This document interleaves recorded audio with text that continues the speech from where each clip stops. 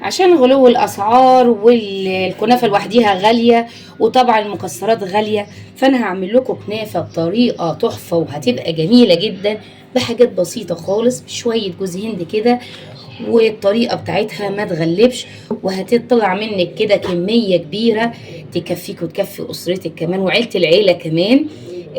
الكنافه المبرومه اللي انا هعملها معاكم سهله جدا جدا. طبعا حبايبي اللي لسه بيشوفوا القناه لاول مره، يا ريت تشتركوا في القناه وتفعلوا زر الجرس عشان يوصل لكم كل جديد من وصفاتي، واللايك الجميل منكم اللي بيرفع الفيديو على اليوتيوب. يلا بينا نشوف الفيديو. اللهم صل وسلم وبارك على سيدنا محمد وعلى اله وصحبه وسلم. اهلا بيكم حبايبي، عاملين ايه؟ يا رب تكونوا بخير وصحه وعافيه. النهارده هنعمل الكنافه البرمه او المبرومه. الكنافه المبرومه لازم تكون الكنافه اللي جايباها مش مقطعه زي كده.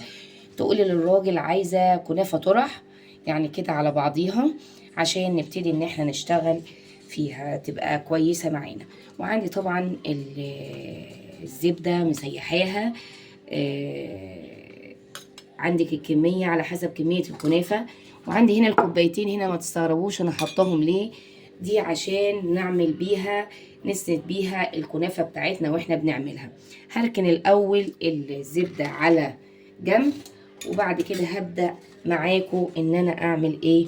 هجيب الكنافه كده بسم الله وافرعها بالشكل ده. طبعا لا دهن الصينيه بالزبده كويس، وبعد كده نمسك كده من طرف الكنافه ونبتدي ان احنا نلفها بالشكل ده اهو كده، كده اهو. هنجيب بقى الصينيه اهو، شايفين لفاها لفه كويسه. وانا عامله كده هجيب الصينيه همسكهم كده من الطرفين عشان ما يفكوش،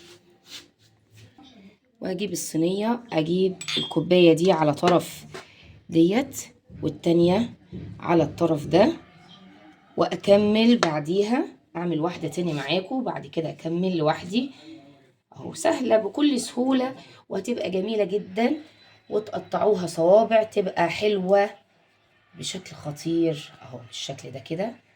تبرموا تلفوا تلفوا تلفوا اهو بالشكل ده. ما يهمكوش الشراشيب اللي طالعه من النص كده كده، هتبقى طالعه شراشيب زي دي بالشكل ده كده اهو. شايفين؟ نجيب بقى من هنا وايه ونلفها كده. هكمل الصينيه وارجع لكم. ادي ادي الصينيه بتاعتنا.